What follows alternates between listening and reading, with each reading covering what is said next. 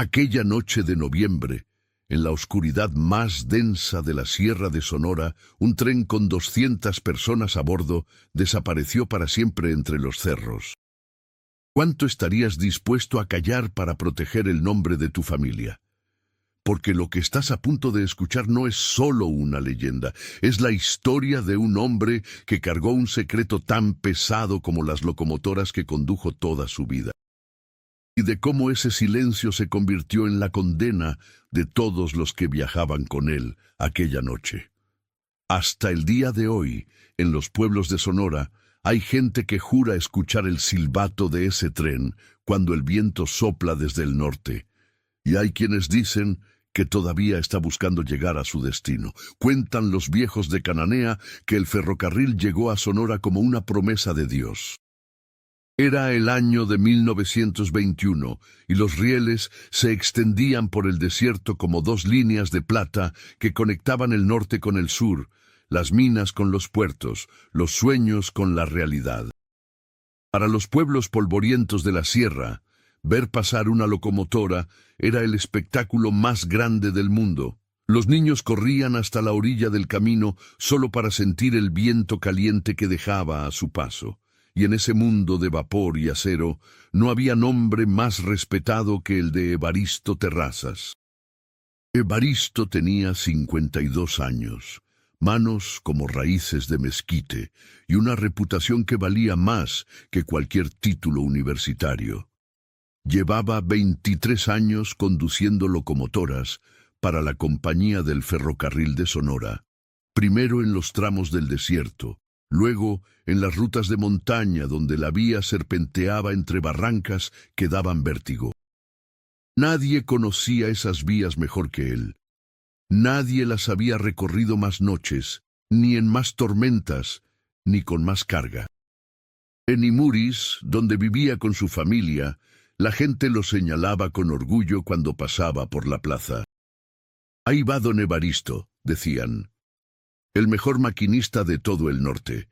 Tenía una esposa, Serafina, que hacía el mejor café de olla del pueblo y lo esperaba siempre despierta, sin importar la hora. Tenía 2 hijos, Leandro, el mayor de 26 años, que trabajaba como fogonero en la misma compañía y soñaba con tener su propia ruta algún día. Y Celestino, el menor de 19, que estudiaba en Hermosillo y tenía los ojos puestos en el futuro. Era una familia que no tenía más riqueza que su trabajo, pero tenía algo más valioso, el respeto ganado con años de honestidad.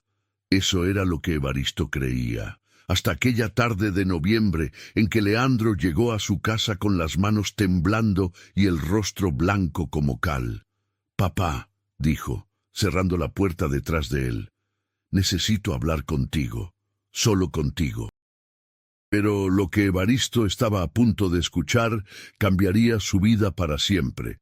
Si estas historias te llegan al corazón, suscríbete a Cuentos de la Tierra. Cuéntanos en los comentarios desde dónde nos escuchas y continuemos con este increíble relato. Serafina estaba en la cocina cuando Leandro pidió hablar con su padre. Algo en la voz de su hijo la detuvo, el metate a medio usar, las tortillas a medio cocer. Pero no salió. Las mujeres de esa época sabían cuándo los hombres necesitaban hablar solos. Padre e hijo se sentaron en el cuarto pequeño que Evaristo usaba para revisar sus rutas y sus mapas. Una vela, 2 sombras largas en la pared de adobe. «Papá», empezó Leandro, «el puente del arroyo Prieto está mal». Evaristo lo miró sin comprender. «¿Cómo que está mal?» «Está cediendo. Las vigas centrales. Hace 2 semanas noté unas grietas cuando pasamos en el tren de carga. Le avisé al supervisor Urquiza. Me dijo que ya lo había reportado a la compañía. ¿Y?» Leandro apretó los ojos. «Esta mañana encontré los papeles, papá. Los encontré en el escritorio del supervisor cuando fui a buscar mi horario. Urquiza nunca reportó nada. Firmó el formulario diciendo que el puente estaba en perfectas condiciones. El silencio que cayó en ese cuarto fue más pesado que cualquier locomotora. Evaristo conocía el puente del Arroyo Prieto. Lo había cruzado cientos de veces. Era una estructura de madera y acero sobre una barranca de 20 metros de profundidad en el tramo más oscuro de la sierra. Y mañana por la noche, a las 10 en punto, él conduciría por ese puente el tren más importante del mes. El tren especial número 7, con 200 personas a bordo. ¿Estás seguro?, preguntó Evaristo, y su voz sonó extraña, hasta para él mismo. Tan seguro como que estoy aquí sentado, papá. Evaristo se levantó. Caminó hasta la ventana. Afuera, el cielo de Sonora estaba lleno de estrellas, y el viento movía los mezquites con un sonido que esa noche se parecía demasiado a un lamento. Entonces mañana voy a hablar con la compañía, dijo. Cancelo la ruta. No puedes, dijo Leandro, y algo en su voz hizo que Evaristo se volviera. ¿Cómo que no puedo? Leandro tardó un momento. Luego dijo con la voz más baja que su padre le había escuchado nunca, porque Urquiza dice que si alguien levanta la voz sobre el puente, va a decir que fui yo quien falsificó los documentos. Tiene testigos falsos, tiene el sello. Papá, me van a meter a la cárcel. Y con los antecedentes de mi tío Nabor, la compañía no dudará. Me van a destruir. El mundo entero pareció detenerse en ese cuarto de adobe. Ahí estaba el dilema. Claro, brutal, sin escape posible. Si Evaristo reportaba el puente, su hijo enfrentaría una acusación falsa que podría arruinar su vida. Si callaba y conducía el tren, 200 personas cruzarían una estructura que podía colapsar en cualquier momento. Y lo que nadie imaginaba era que esa decisión ya había comenzado a tomarse sola, en las sombras de esa noche, sin que Evaristo lo supiera todavía. Esa noche, Evaristo no durmió. Serafina lo sintió dar vueltas en el catre, levantarse 2 veces, salir al patio a fumar su pipa bajo las estrellas. Ella no preguntó.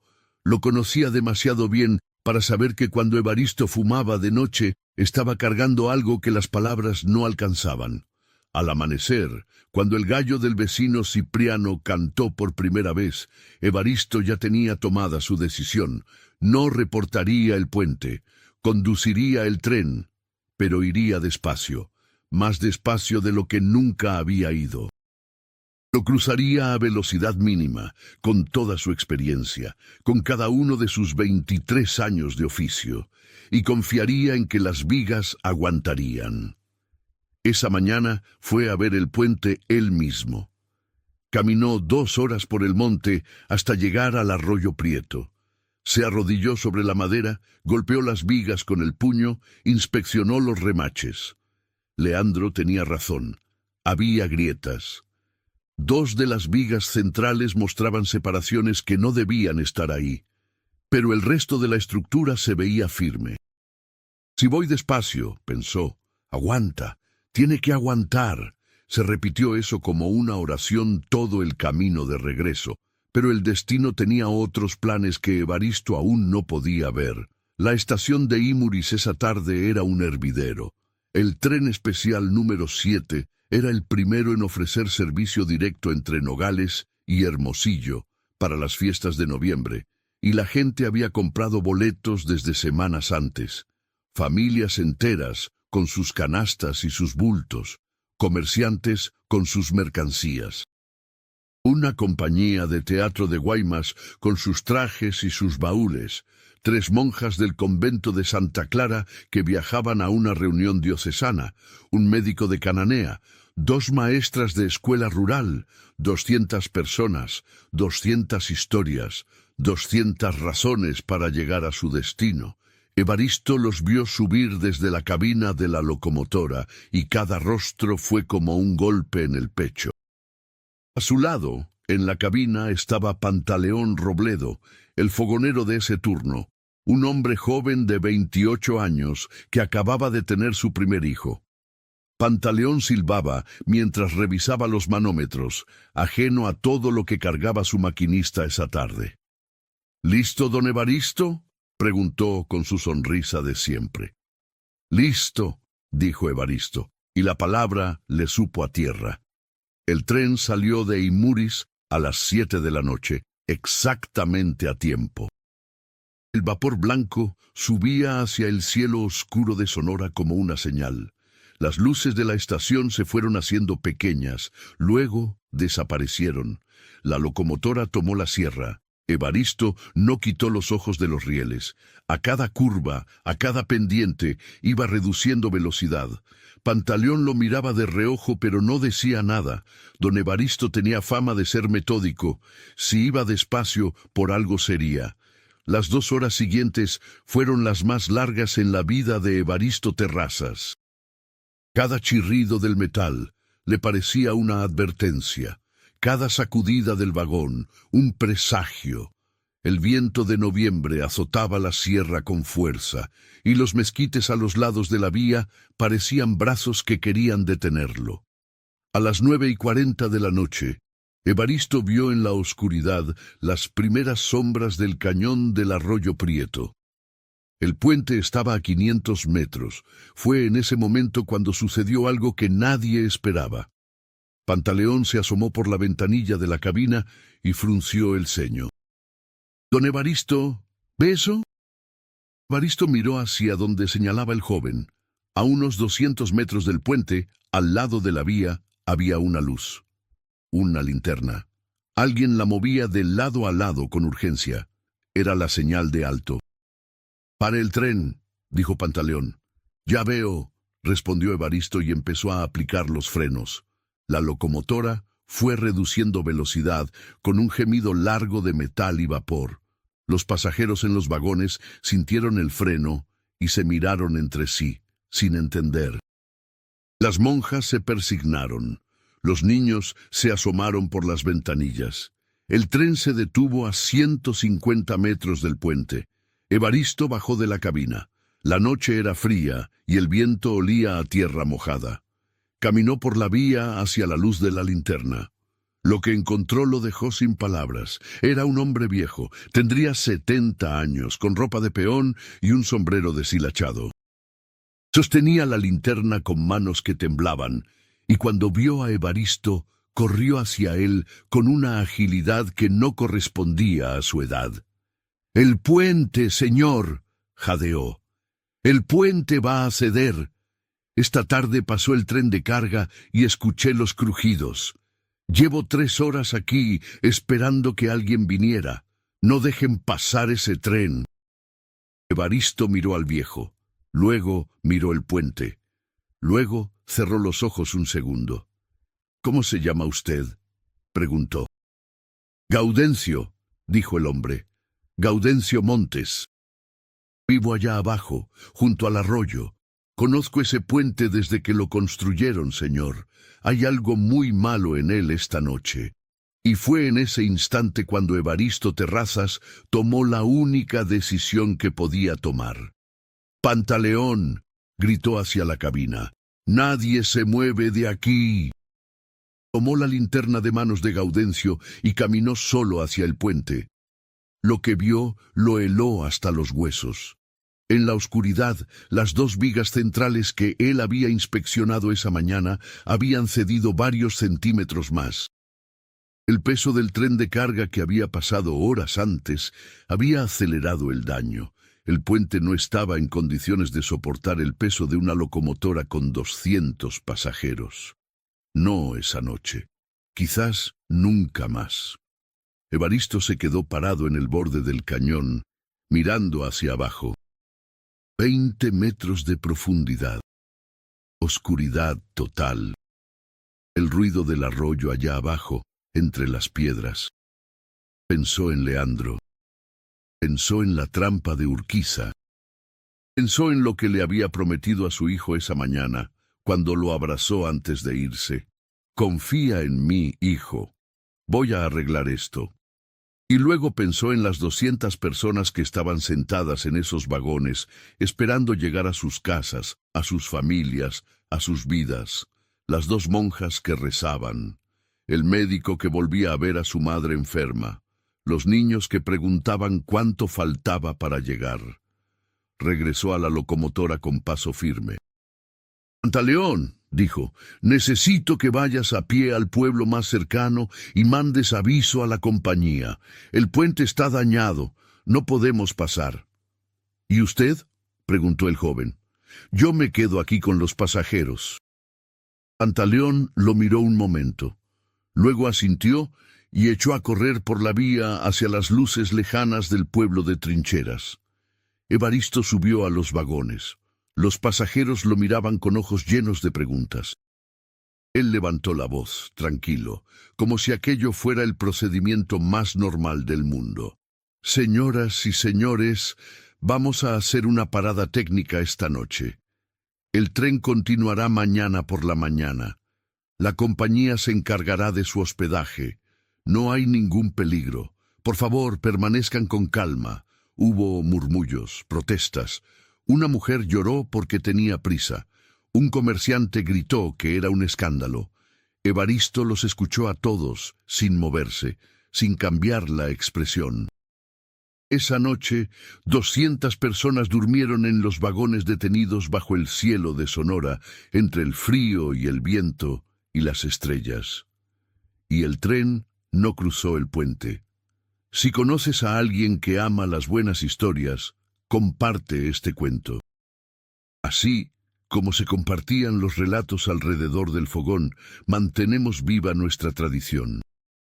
A las 3 de la madrugada, Evaristo seguía despierto.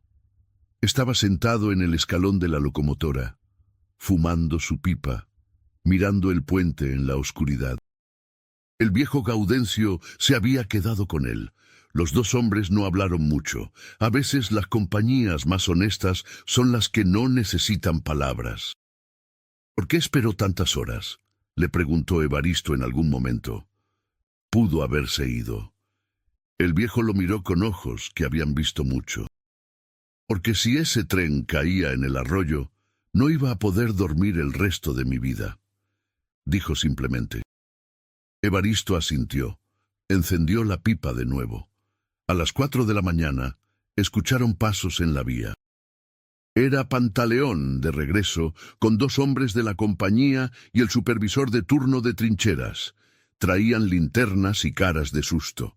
El supervisor inspeccionó el puente y se puso pálido. «Dios mío», murmuró. «Si este tren hubiera cruzado esta noche». No terminó la frase. No hacía falta. A las 6 de la mañana, el sol comenzó a subir sobre la sierra de Sonora y pintó el cielo de naranja y oro. Los pasajeros se desperezaron en los vagones, confundidos, incómodos, algunos todavía enojados. Pero vivos, todos vivos. Y fue entonces cuando llegó el otro tren, el de la compañía, con el gerente regional, 3 ingenieros y el supervisor Urquiza, que había sido convocado de urgencia, y también, sin que nadie lo esperara, llegó Leandro. Leandro había sabido lo del puente por un telegrama que Pantaleón mandó desde Trincheras. Llegó a caballo, cubierto de polvo, con los ojos enrojecidos de haber galopado toda la noche. Cuando vio a su padre parado junto a la locomotora detenida, con los 200 pasajeros todavía a bordo y el puente intacto al fondo, algo en su rostro se quebró. «¡Papá!», dijo con la voz rota. Evaristo lo miró. No dijo nada. Solo puso una mano en el hombro de su hijo. Entonces llegó Urquiza. Era un hombre de ciudad, con traje y bigote recortado, que caminaba con la seguridad de quien nunca ha tenido que rendirle cuentas a nadie. Cuando vio a Evaristo, lo miró con una mezcla de alivio y cálculo. «Terrazas», dijo, «hiciste bien en detener el tren». «Sí», respondió Evaristo, con una calma que heló el aire. «Por supuesto, la seguridad es primero. La compañía reconocerá tu buen criterio». Evaristo lo miró en silencio un momento. Luego se volvió hacia el gerente regional, que observaba la escena a unos metros. «Don Ausencio», dijo, «necesito hablar con usted sobre el puente y sobre los reportes que el supervisor Urquiza nunca presentó. Urquiza palideció. Terrazas, yo no creo que... Los documentos existen, dijo Evaristo sin alzar la voz. Mi hijo los vio, y no fue él quien los falsificó. El silencio que siguió duró apenas unos segundos, pero fue suficiente. El gerente Ausencio era un hombre que había visto muchas cosas en 40 años de ferrocarril. Miró a Urquiza, miró a Leandro, miró a Evaristo. Y entonces le dijo a Urquiza con voz muy tranquila: «Venga conmigo, señor supervisor, tenemos mucho de qué hablar». Urquiza quiso protestar, pero había 200 personas vivas detrás de él como testigos de lo que su negligencia había estado a punto de costar. No había argumento posible. Esa mañana, bajo el sol de Sonora, con el puente todavía en pie y los pasajeros bajando de los vagones para estirar las piernas, el supervisor Urquiza fue separado de su cargo y puesto bajo investigación. Y Leandro Terrazas no fue acusado de nada. Pero la historia no terminó ahí. 3 días después, cuando los ingenieros de la compañía inspeccionaron el puente a fondo, descubrieron algo que nadie esperaba. El daño era mucho más grave de lo que Evaristo había visto esa mañana. Una de las vigas principales, la más profunda, tenía una fractura interior que no era visible desde arriba. Si el tren hubiera cruzado a cualquier velocidad, no solo habría caído la locomotora. Habrían caído los vagones uno tras otro, como dominó, 20 metros hacia el arroyo de piedras. No habría habido sobrevivientes. Cuando el jefe de ingenieros le mostró el reporte a Evaristo, el maquinista leyó cada línea sin cambiar la expresión. Luego dobló el papel con cuidado, se lo devolvió y salió de la oficina. Afuera, en el patio de la estación de Hermosillo, encontró a Serafina y a sus 2 hijos esperándolo. Serafina lo miró a los ojos. Llevaban 30 años juntos. Ella no necesitó que él dijera nada. ¿Estás bien?, preguntó. Sí, dijo él. ¿Fue muy difícil? Evaristo tardó un momento. Lo más difícil que he hecho en mi vida, dijo. Serafina asintió. Tomó su mano. No preguntó más. Pero aquella victoria tenía un precio que Evaristo todavía no sabía que iba a pagar. La compañía lo reconoció públicamente. El gerente Ausencio escribió una carta que fue leída en la estación de Imuris ante el pueblo reunido, elogiando el valor y la prudencia de Evaristo Terrazas. Algunos periódicos de Hermosillo publicaron su nombre. Por unos días, Evaristo fue el héroe del ferrocarril de Sonora. Pero la investigación sobre Urquiza abrió otras puertas que nadie quería ver. Porque cuando los auditores revisaron los archivos del supervisor, encontraron que los reportes falsificados del puente del arroyo Prieto no eran los únicos. Había más. Puentes, tramos de vía. Estructuras en toda la ruta norte que habían sido aprobadas sin inspección real, a cambio de sobornos que Urquiza recibía desde hacía 5 años. Y en esa red de corrupción había nombres. Muchos nombres. Uno de ellos era el del gerente Ausencio, el mismo hombre que había elogiado a Evaristo, el mismo que había mandado investigar a Urquiza, porque Ausencio sabía que si la investigación se limitaba al supervisor, él estaba a salvo. Lo que no calculó fue que los auditores eran de la Ciudad de México y no tenían lealtades en Sonora. Cuando la verdad salió completa, la compañía tembló de arriba a abajo. Ausencio fue removido. Urquiza fue a juicio. Varios supervisores más fueron despedidos. Y Evaristo, el hombre que había iniciado todo al negarse a cruzar ese puente, quedó en medio de una tormenta que él no había buscado. Porque en los pueblos de la sierra no todo el mundo era amigo de los que derribaban a los poderosos. Las semanas que siguieron fueron oscuras para la familia Terrazas. Hubo amenazas anónimas, piedras contra las ventanas de su casa en Imuris. Una noche alguien prendió fuego a la cerca del patio y Evaristo apagó las llamas solo, con cubetas de agua, sin despertar a Serafina. Leandro recibió mensajes que le advertían que dejara el trabajo en el ferrocarril, y la compañía, presionada por los escándalos y los cambios, decidió reestructurar las rutas del norte. Con una justificación burocrática que no mencionaba nombres, Evaristo Terrazas fue reasignado a una ruta menor de poco tráfico, en un ramal secundario que casi nadie usaba. 23 años de servicio. El mejor maquinista del norte, reducido a un ramal de carga entre dos pueblos que nadie recordaba en los mapas. Fue Leandro quien lo dijo primero.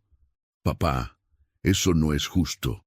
«No», admitió Evaristo, «pero es lo que hay». «¿Y así lo vas a dejar?» Evaristo miró a su hijo, 26 años, lleno de fuego, con toda la vida por delante. «Leandro», dijo, «escúchame bien, la justicia no siempre llega en el momento en que uno la necesita. A veces llega tarde, a veces no llega. Pero lo que uno hizo, lo que uno sabe que era correcto, eso nadie te lo quita». Leandro apretó la mandíbula. 200 personas llegaron a su destino, papá. Sí. ¿Y eso no vale algo? Evaristo sonrió por primera vez en semanas. «Vale todo», dijo. «Eso vale todo». Evaristo condujo el ramal secundario durante 4 años más, hasta que su cuerpo le dijo que era tiempo de descansar. Se retiró en 1925, con una pensión pequeña y una carta de la compañía que reconocía sus años de servicio leal. No mencionaba el puente del Arroyo Prieto, no mencionaba las 200 personas, pero en Imuris todos lo sabían. El día que Evaristo dejó de trabajar, los vecinos del pueblo organizaron una despedida en la plaza central, con el kiosco adornado con flores amarillas y una banda de viento que tocó hasta que el sol se metió detrás de los cerros.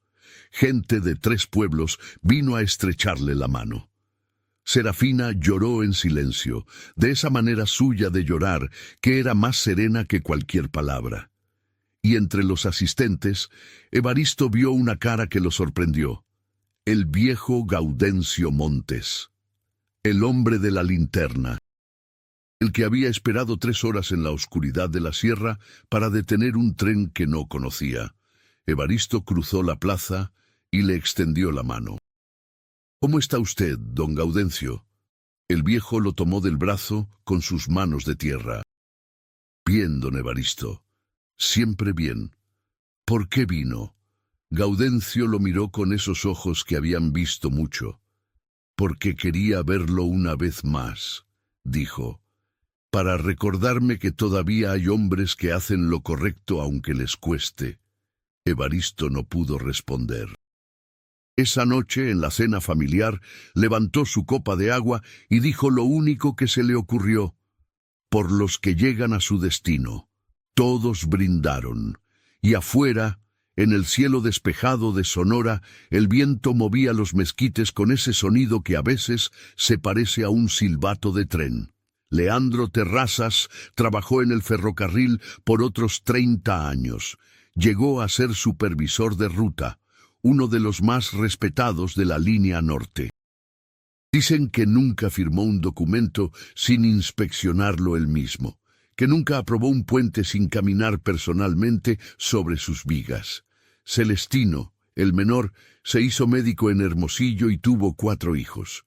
Guardó toda su vida una fotografía de su padre parado junto a la locomotora del tren especial número 7, la noche que no cruzó el puente del Arroyo Prieto. Serafina vivió hasta los 82 años. Murió una mañana tranquila de verano, con el olor a café de olla llenando la casa de adobe y la certeza de haber tenido una vida que valió la pena. Y Evaristo Terrazas, el mejor maquinista del norte de Sonora, murió en 1931, durmiendo, sin dolor, con las manos todavía callosas de tanto sostener una palanca de frenos.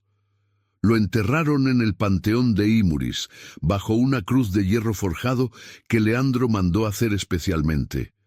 Grabaron en ella solo 3 palabras: Llegó a tiempo. Cuentan los viejos de la Sierra de Sonora que en ciertas noches de noviembre, cuando el frío aprieta y el viento baja desde el norte, se escucha en el cañón del arroyo Prieto el silbato lejano de una locomotora que nunca cruza el puente. Solo pasa por la vía, despacio, y desaparece en la oscuridad entre los cerros. Algunos dicen que es el eco de aquel tren que no cayó. Otros dicen que es la memoria del norte, que no olvida a los que hicieron lo correcto cuando nadie los estaba mirando. Porque hay decisiones que se toman una sola vez en la vida y que definen todo lo que uno es y todo lo que uno deja. Evaristo Terrazas no fue un héroe de novela. Fue un hombre con miedo, con dudas, con un hijo que proteger y un deber que cumplir. Y en el momento más oscuro de la sierra eligió la única cosa que no podía dejar atrás: su conciencia. A veces, el acto más valiente no es avanzar, es saber cuándo detenerse. Y esa verdad, la de ese maquinista que frenó un tren en la oscuridad de Sonora, viaja todavía de abuelos a nietos, de fogón en fogón, porque hay historias que el tiempo no borra, solo las vuelve más luminosas.